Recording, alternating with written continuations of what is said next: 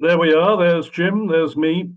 And I'm going to start by showing you some ESA Mars images that have been morphed to give. Sorry, that's the sponsor. This is what you're supposed to see. This is Mars. The images are actually real images because way back when, 20 years ago, we flew a stereo camera system. There is Olympus Mons, the largest volcano. I'm afraid it's an inactive volcano in the solar system.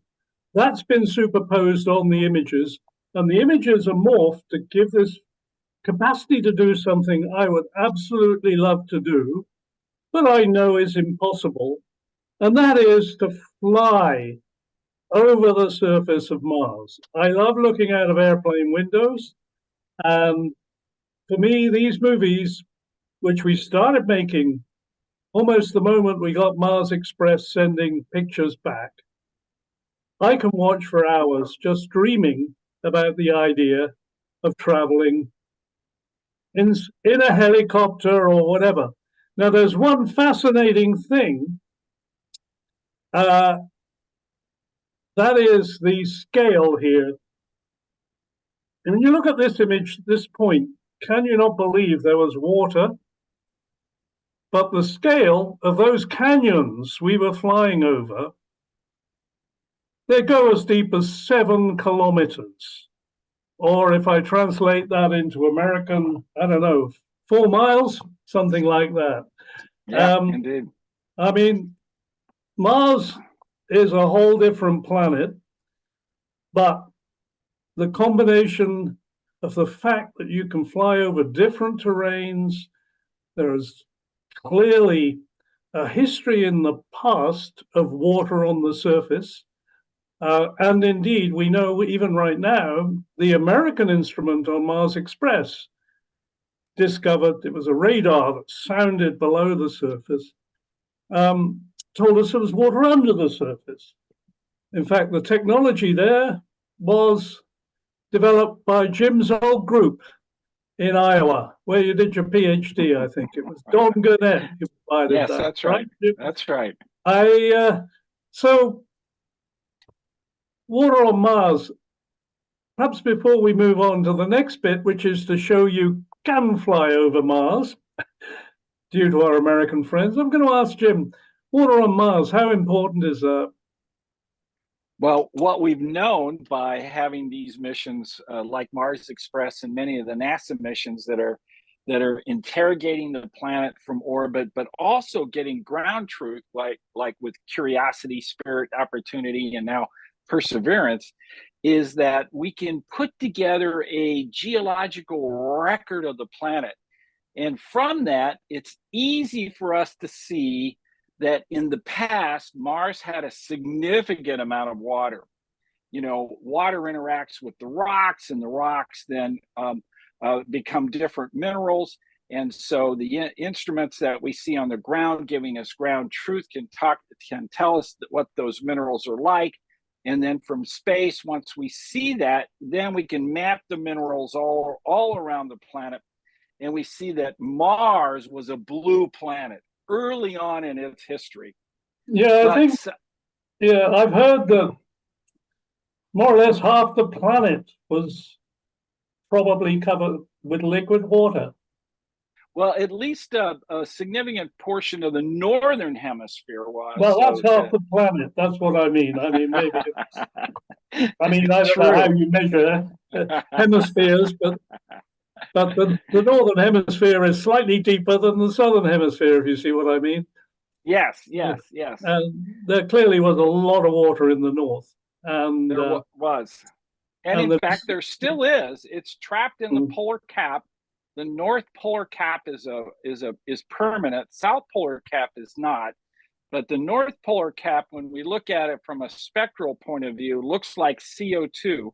But that's a veneer over a significant I'm going to come to that in a minute and confront with you some pictures of that. But Great. So I'm going to now praise you so much for having the faith to do what we see in the next movie.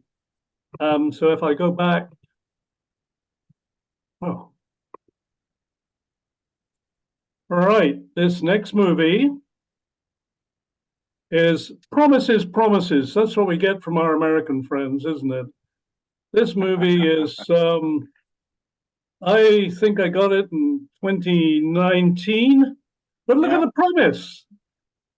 That whole scenery is fake, a bit like done in the same way as the European ones you just saw. But what about this? Flying a helicopter. Yes, right. I think, I mean, that's my dream come true. Purely emotionally, the idea of being just able to fly around and then tell people or robots where you've been. And I have to admit, this is where I did something shameful. That's the helicopter being tested in more or less a vacuum, the very, Yep. very weak atmosphere that you would have on Mars, tested at JPL. I used to be on the JPL Advisory Council, and I said, don't put it on the next mission.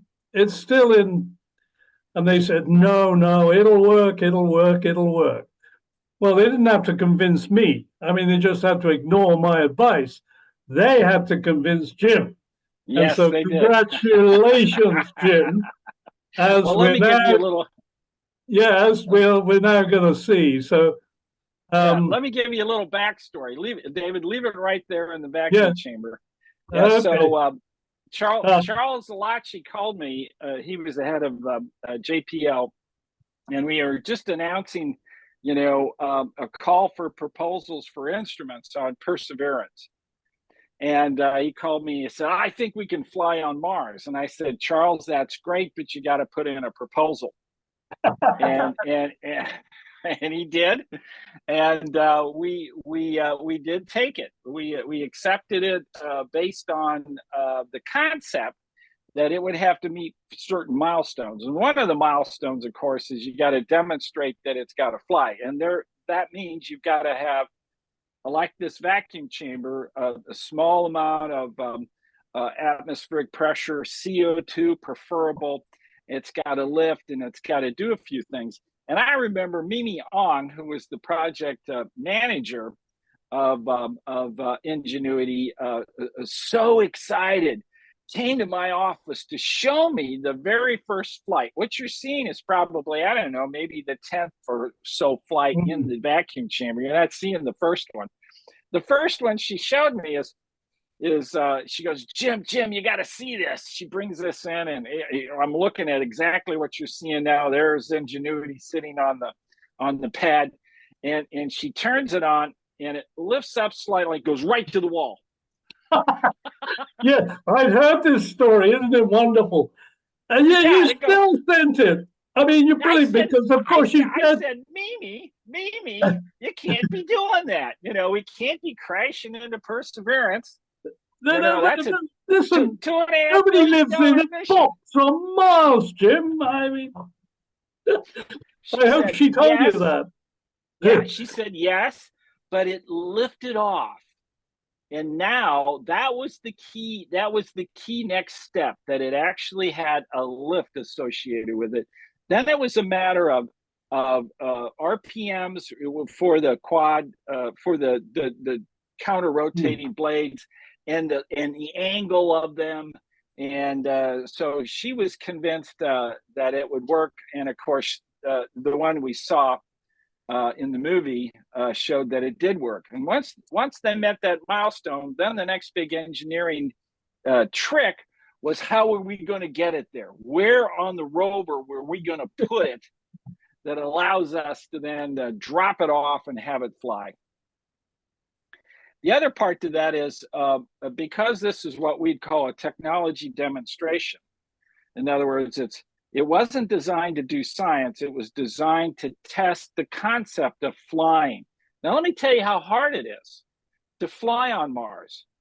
Imagine going up into a balloon 120,000 feet. It would be above our ozone. it'd be incredibly cold, and the pressure would be very low. That's actually what Ingenuity is doing, is flying, if it was here on Earth, at an altitude of 120,000 feet. Now, I've never seen a helicopter fly at 120,000 feet, but they got it to work. They got it to work in that very thin atmosphere. And so we figured out a way to stick it underneath the rover, put a belly pan on top of it. And then when we landed, we dropped the belly pan, drove away, dropped the copter, and then drove away another 50 meters, and then came up with 5 flights. 5 flights. Right, let me take you to the next bit. Okay. Yeah. So while you're doing that, the 5 flights were all that it had to do. If it just did these 5 flights, we'd be great. And it's basically up and down and up and over and then back and down, and up and over and then down and then up, back and down. Those were the 5 flights. And if it did all that, everyone was going to be happy. Well, okay. Sorry, I've got a problem here, but just let it restart. It got tired of waiting for me to wake it up. All right. All right, let's see if I've successful. That little blue circle is not a good piece of good news, if you can see it. Seems to be reloading. All right. Well, while it's doing that, let me mention that. Yeah, you go ahead. All right. It did the 5 flights perfectly, and now we had a new tool on Mars. So the helicopter team and the science team, which is about 250 scientists, many of which are all over the world, including England. We have scientists on Perseverance in England. Got together and said, you hey, happen from Imperial College, let me add. Yeah, it's even better than England. Just to remind you. Sorry, I didn't mean to intervene there. No, that's fine. I should get back to work getting this to... So while you're doing that, I'll just say that indeed, they all decided, hey, this helicopter then could scout out areas that we might go to, or that we were thinking of going to, and it would give us a view that would enable us to determine if we should go there. Now, the helicopter's only got a few things in it. It's got an altimeter. It's got a GoPro camera looking down and a GoPro camera looking out. So it could actually make two movies, simultaneously. And then all that data is transferred back through the rover and then up to the orbiters, which includes Mars Express as one of the relay spacecraft. We use that primarily for Spirit and Opportunity. Yeah, it's still doing a great job. We're delighted. And brings that data back to Earth.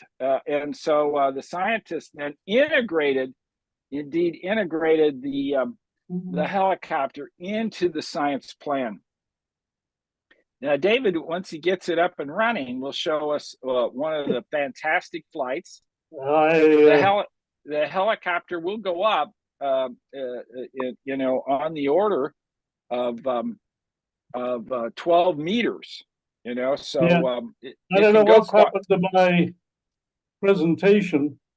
The PowerPoint seems to be okay. I'm sorry. I'll try again. Well, all right.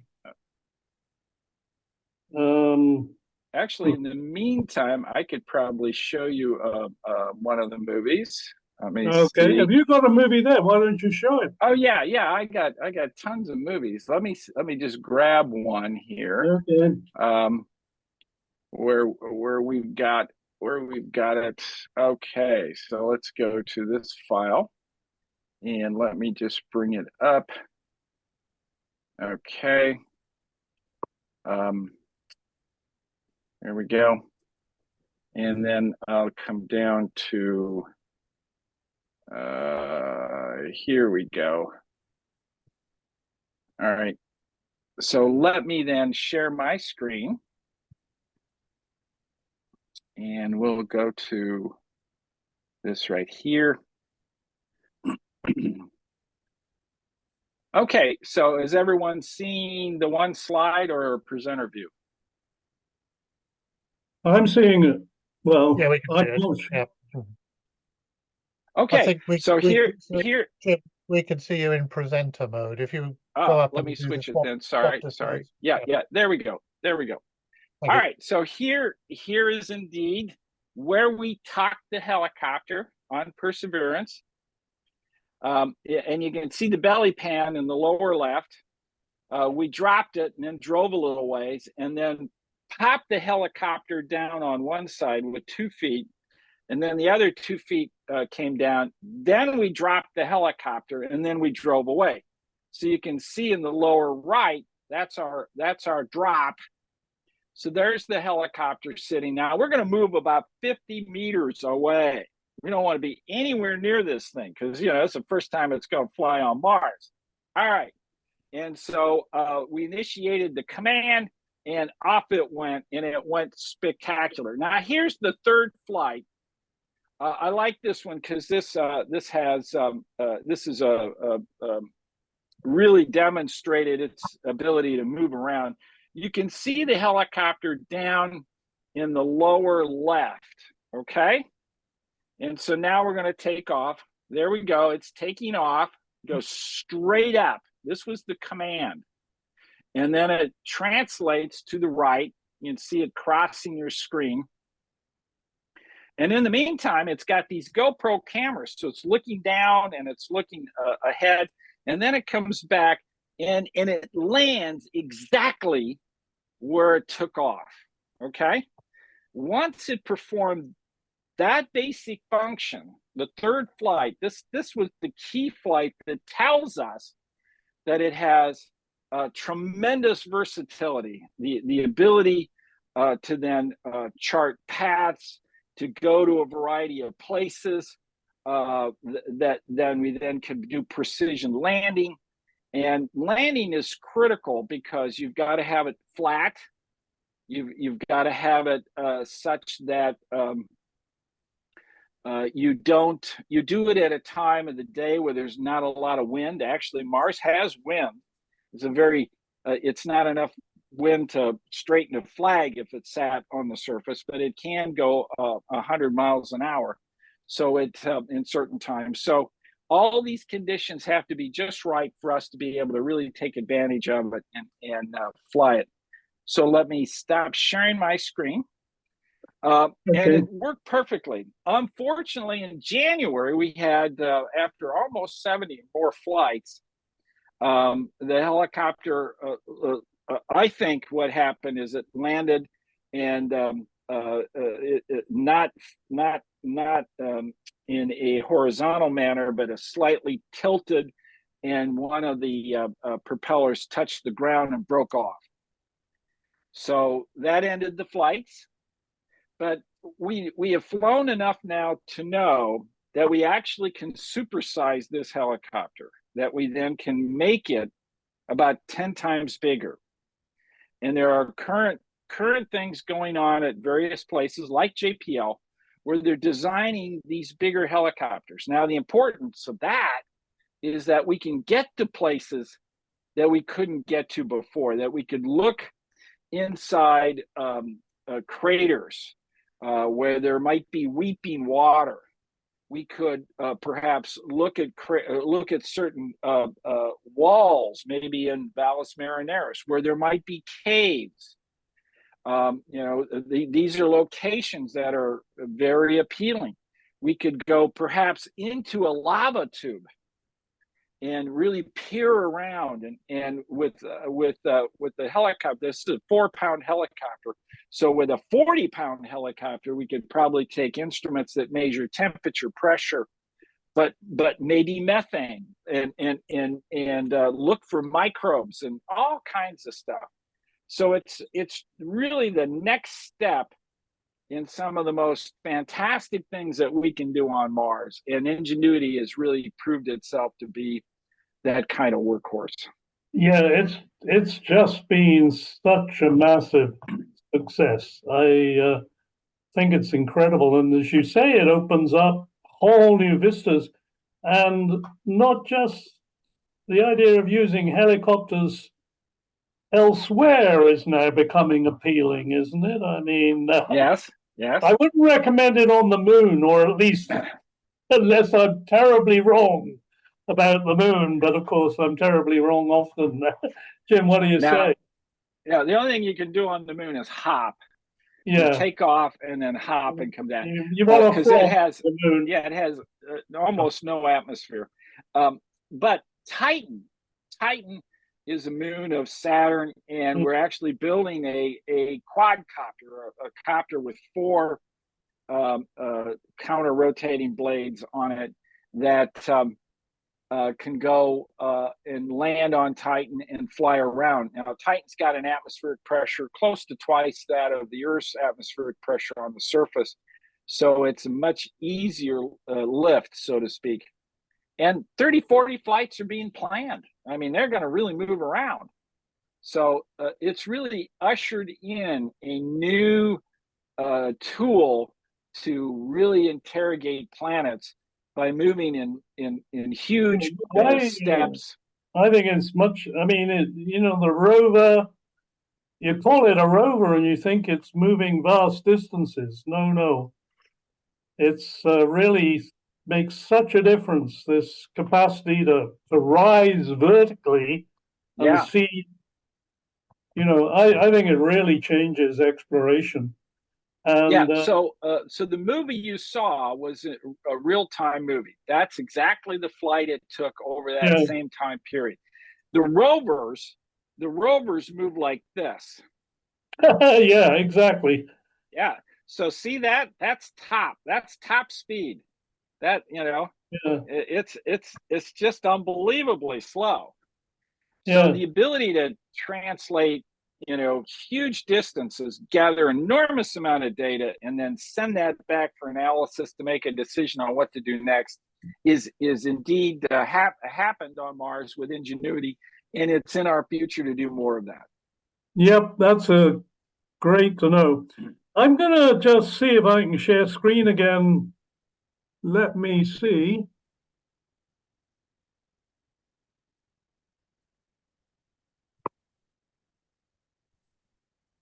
Yep. Yeah, good. It's the movie. Actually, that's nowhere near as good as your movie. But I'm just going to put this into display mode if I can find. Yes. Slideshow. Keep going. Slideshow. Yeah, it's somewhere underneath the commands. This is ridiculous. If you go up to the menu where it says slideshow, you should be able to do it from there, David. Nope. Yeah, I know, but it doesn't say it because I've got all this stuff. There we are. I have to move. Slideshow. I have to move to get from current slide. Okay. There you go. Well, I'm going to skip this slide but I'd just like to take you on something that really grabs my imagination. And this is, again, the high-resolution camera. And this place here, it stands out on the map of Mars, the Korolev crater, named after Korolev, the man who founded Soviet space capability, the man who built the rocket that took Yuri Gagarin into space. But what I love here is this is water. You can see the dry ice from the atmosphere, the CO2, around the rim. This crater is about 2 kilometers deep. It's in the northern latitudes, as you could see as we approached it. And it's solid water. And it just stays there all seasons, as Jim said. Summer, winter, it's there because it's so deep. And the air above it doesn't get moved around. And air, at least CO2 air, is a very good insulator. So it keeps it at a low temperature. You've got an enormous reservoir there. I just love looking at this movie because for me, The next question is, how do we use that water, Jim? And I'm going to hand back to Jim at this point. Well, we know by looking at these fabulous images that there is frozen water on the surface. As David mentioned, we also know based on the radars that we can get below the surface, and there appears to be also frozen water below the surface. There's potentially even deeper reservoirs of water that turn out to be liquid. So Mars Express was another spacecraft that found at perhaps a kilometer deep, maybe liquid water. So that tells us there's probably aquifers. You know, we have aquifers on this planet. Curiosity, as it's been digging in the dirt and measuring the atmosphere is moist. You know, it's got humidity, and the soils are moist. So water is very pervasive on the planet. The key is where we would land in the future with humans, that we could tap these large reservoirs of water. In fact, one of the fascinating aspects of Mars is its tilt. Now, this is called the obliquity. Planetary scientists call it the obliquity. Right now, the tilt of Mars is 23 degrees, much like Earth. But over time, it can be as small as 15 or as large as 48 degrees. And when it does that, then the northern and southern poles change locations. And over time, we think we have seen an old North Pole of Mars buried with regolith on top of it, you know, Mars soils on top of it. That's pretty deep. That might be as many as 700 meters thick and maybe the size of the state of Arizona. I mean, this is another spectacular determination. And I think this area is probably where humans should go. They need to get to a place where they can tunnel in, get access to this frozen water, melt it. And of course, water provides us drinkingable, you know, H2O water, as we call it chemically, is water, whether it's here on Earth or it's on Mars or on the moon. It's still H2O, and we drink it. We also can tease it apart and breathe the oxygen. We can breathe the O2, and we tease it apart and we can create rocket fuel. So water has some really good aspects to it because it's very versatile. Thank you. Yeah, no, I think that really leaves us with the prospect of humans on Mars. When do you think that'll be? How much longer do I have to wait? Hey, I'm in the waiting game too now that I'm retired. But, yeah, I know. Yeah, it's nice to have his company. Yeah, you know, NASA's been saying in the late 30s, 2030s to 2040s. I think with the way we're going to the moon and the huge challenges that are happening there, it's probably more like 50s or 60s. But it's in this century. In this century, we'll have humans on Mars. Okay, well, that gives me a reason for going on living. Absolutely. I've got to hang in there. I must say, I don't know if you felt the same way, but honestly, people on Mars seems much more interesting than people on the moon. And I really thought when I saw Apollo happening, I thought, oh, they'll be on Mars by the turn of the century. Unfortunately, that is 24 years ago, and we're not there. But you're telling me another 30 or so years, which seems pretty reasonable to me. I mean, I think that is technically okay. You've taken up the screen? Yeah, I did. Since we're talking about human exploration, what is NASA's plan? Okay. NASA's plan is really shown in this figure quite nicely. Unlike the movie The Martian, we're not going to go to Mars on one place and then pick up and go somewhere else, and go to different locations. We're going to go to one location for quite a while, maybe a couple hundred years. And this location is called an exploration zone. It's about 200 kilometers in diameter, which means it's a huge area. We're going to land in one spot, we're going to live in another spot, and then we're going to get resources and do science all over the place in this circle.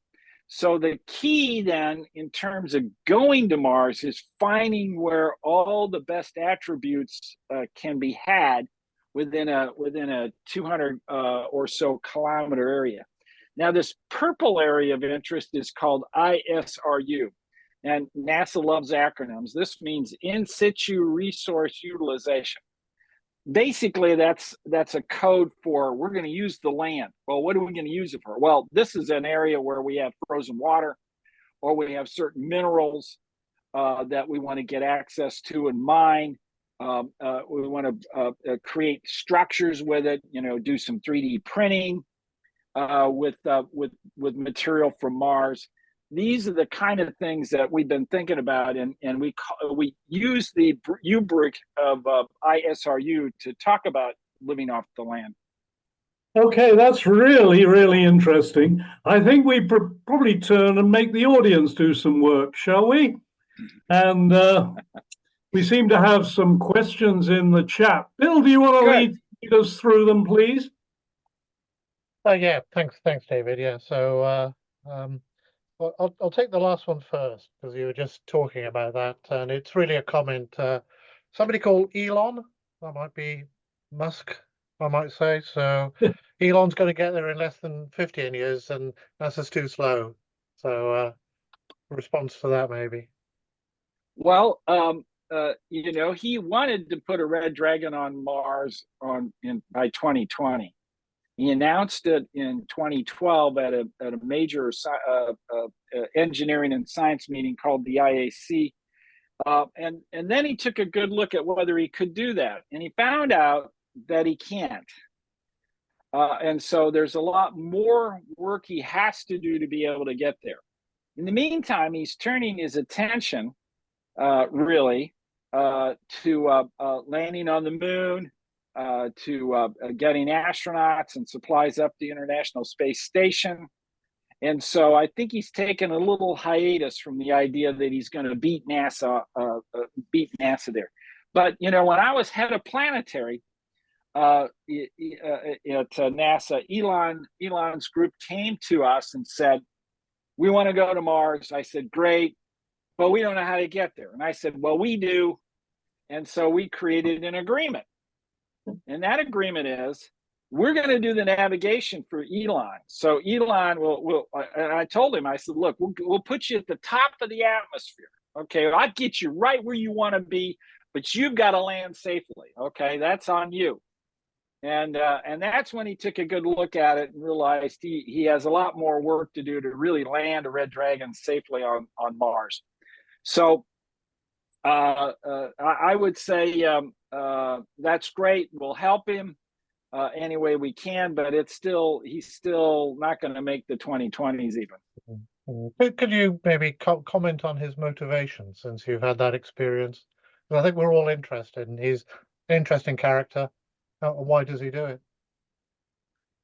Well, he's a driven character in the sense that he's an entrepreneur. He's not a scientist. He's not an engineer. Okay, he's an entrepreneur.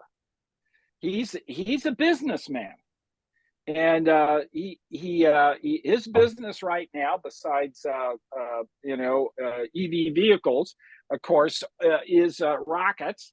He's doing 90 rockets a year. He's putting everybody that makes rockets out of business. All right. And that's where he's making his money. And he's also associated with communication because of his Starlink.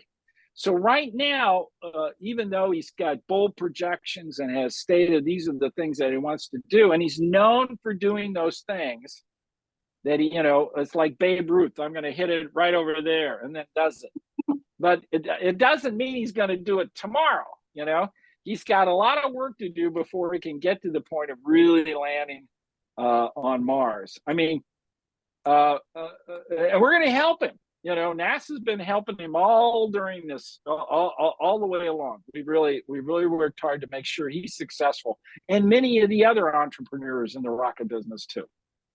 Okay, thank you. Yeah, go back to the first question from Sanjay about prioritization. How do you balance budgets, resources, and priorities? So contrasting missions to the Moon and Mars. Well, both first, ESA, okay. David, the ESA does it one way, we do it another way, but they're very similar in certain aspects. Okay, David, do you want to take that from an ESA perspective? It's a very tricky. I think ESA is different because it's too many voices, if you like. I think NASA has to listen to a lot of politicians, etc. And I think I would say scientists drive enormously towards Mars because it's a whole planet there. In a way, they tend to sort of feel the moon is just the moon. In fact, I'm not totally convinced myself. I mean, the moon is a big object and certainly had an early career associated with the Earth in some way, or it wouldn't be hanging around still. So I suspect there's an awful lot of science to be done on the moon. So the question is, how much do you trust the scientists? How much do you trust, I think, the idea of sending people out into space? And I cannot see going to Mars without first going to the moon. So I end up favoring the moon if you're driving habitation off the Earth. Go to the moon first. It's not so far away, few days. Then figure out how to do Mars, even if Mars is itself a more interesting place to go. I'm not so sure that I'm so different from you, Jim, am I? How do you do it? Well, indeed, NASA has a process of going to the National Academy. Yeah. And the National Academy is made up of independent people. There's no NASA people in this. Too many scientists, though. Yeah, all scientists. Yeah, so they get together and they hash out what are the things that need to be done. Well, NASA tasks the Academy of doing a couple things. One, review the science that we've done. Two, find the next important, or what we would call fundamental questions that we need to answer, and then give us a little idea on how to execute them. And so the Academy does that, and they put out a report, and that report is called the Decadal because it encompasses 10 years worth of activity. So when I was head of Planetary for quite a few years, 12 years, I actually operated in a couple decadals, and each of these decadals said these are the top things to do.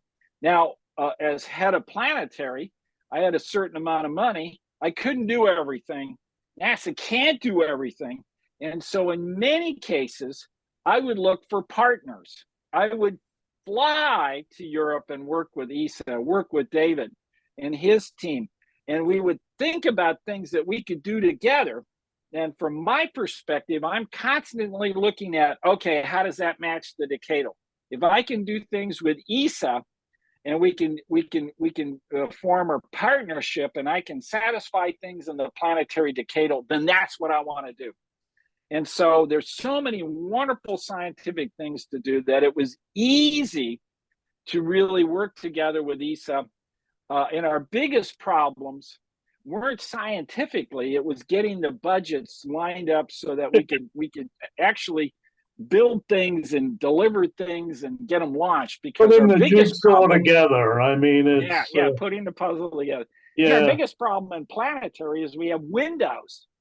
I can't just launch a rocket when I'm ready and go to Mars. We got to wait until everything lines up. Orbit dynamics.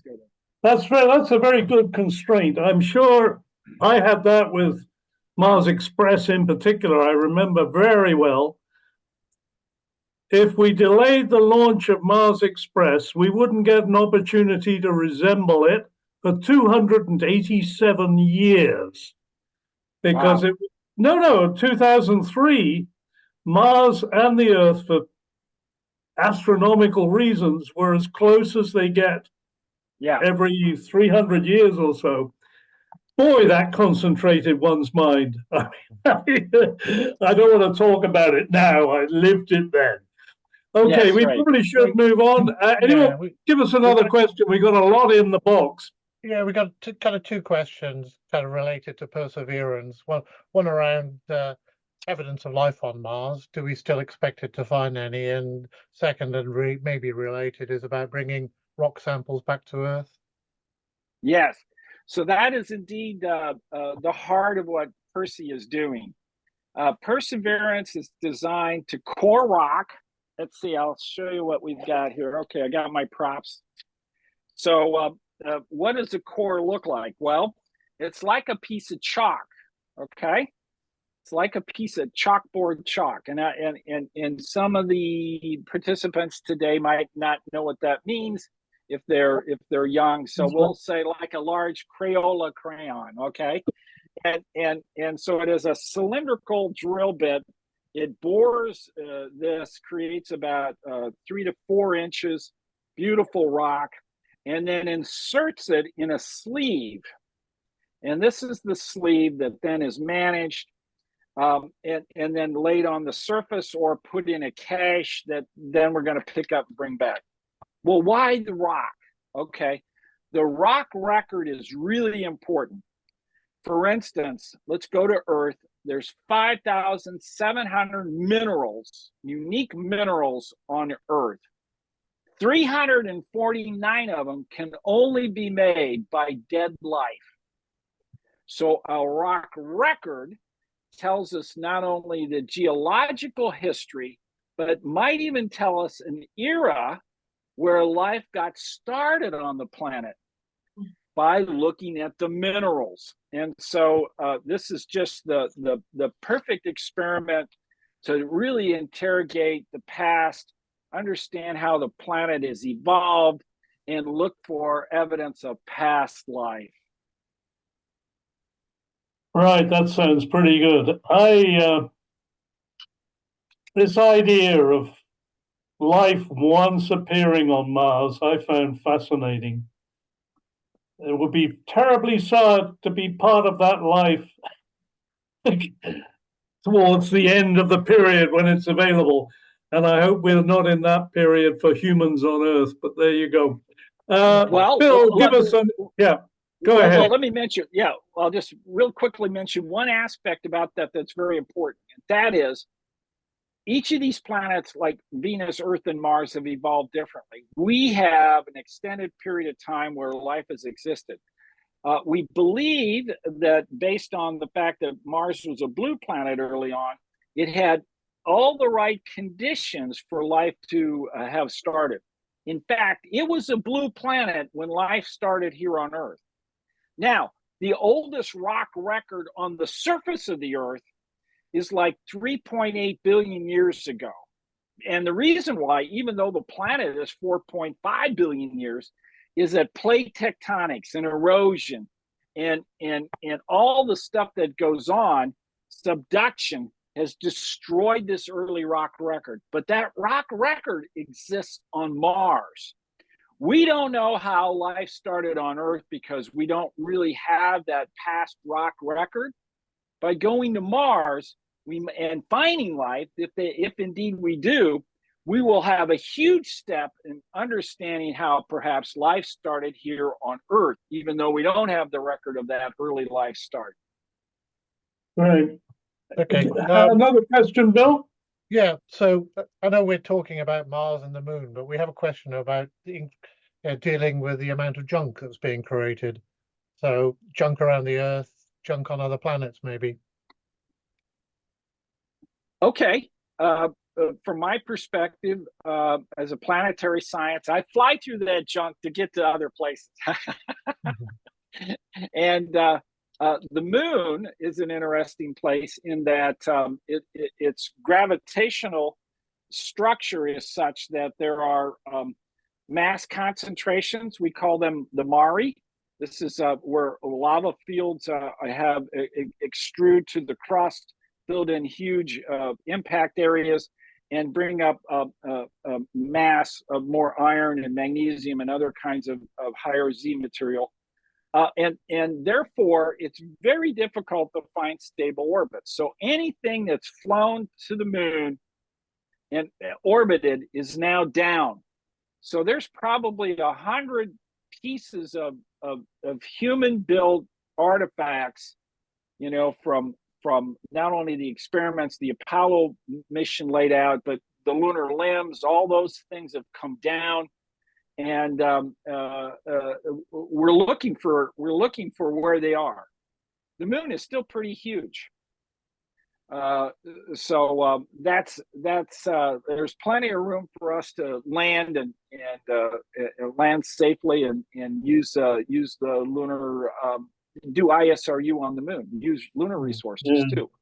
I must say my biggest concern on this is getting off the Earth safely. I must say getting through the first 1,000 kilometers or so of the atmosphere, where once you're up at levels like 1,000 kilometers, junk doesn't decay very rapidly. And I think there's going to have to be some kind of international regulation of some kind to make sure we can make it through the constellations of spacecraft or residual constellations that people like Elon are putting up there. I'm all in favor of that, but I'm all in favor of making sure nothing terrible happens and we get a sustainable system. And I have to say, one thing I rather admire is that when you asked other countries to get involved in your new lunar program, the Artemis program, they have to sign a declaration of sustainability in their own behavior.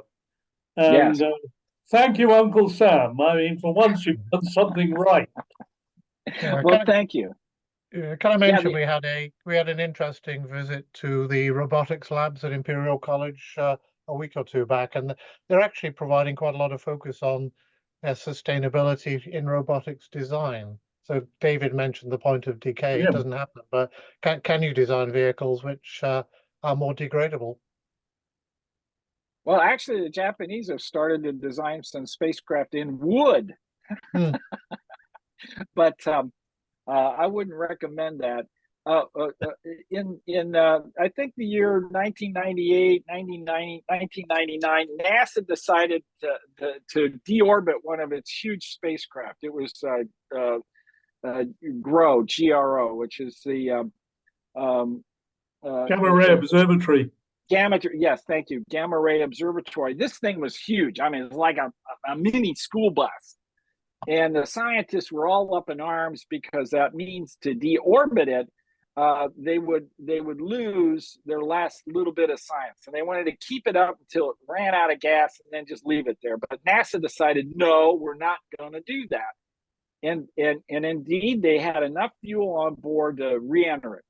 Now, ever since then, NASA requires that any of its missions that go to low Earth orbit have an end of mission plan.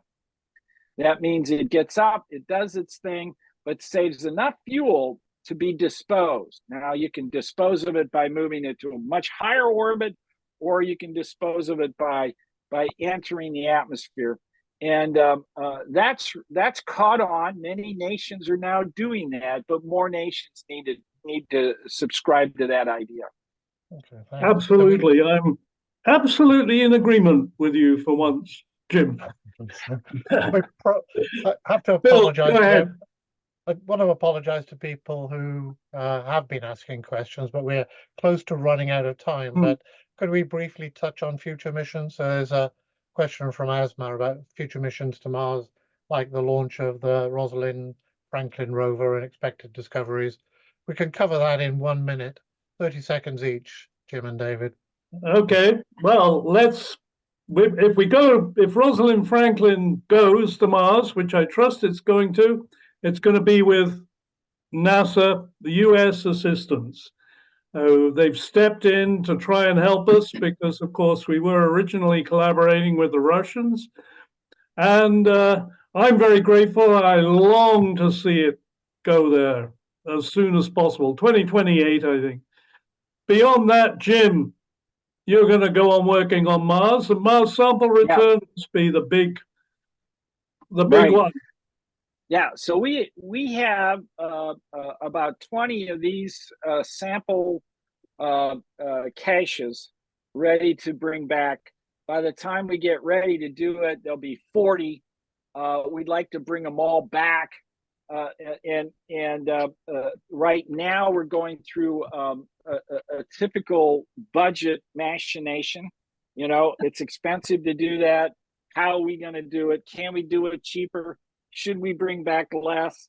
All these questions are now bubbling up, and over this next year, we'll see a lot of discussion. But what will come out of that is a reformulated program, as it always is, and sometimes even better than the original one, that allows us to go and get these samples and bring it back. And that's what we want to do next, because that is going to be revolutionary. And you will do it with the Europeans. Yes, I think that's guaranteed. Yes, I think but you'll be the senior partner, but we'll be there, and that's what I'm looking forward to. me too. It's not so far. It'll be just around the corner, and it's going to be very exciting to land there, bring it back.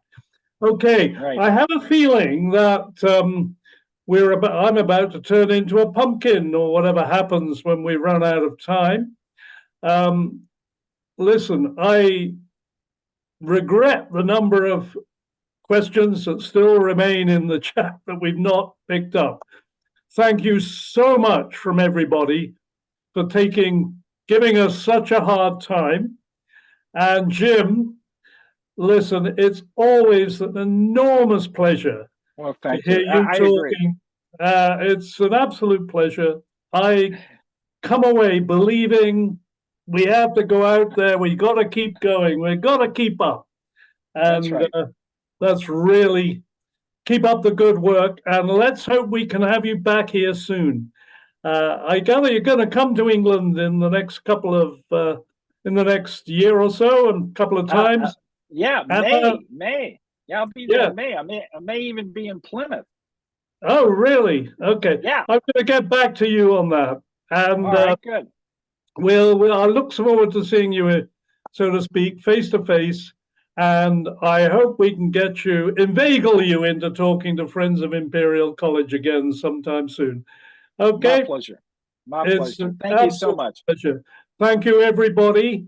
I think we really do need to ring off at this point. And next, we have a visit to RAL Space in Harwell in a short time. And then our next face-to-face meeting at Imperial is on the 9th of May, I think, on the secret body, if I got that title right. Okay, so I wish you all, the weekend has just begun. Please go on and continue it. Thank you very much, everybody. Thanks, everyone.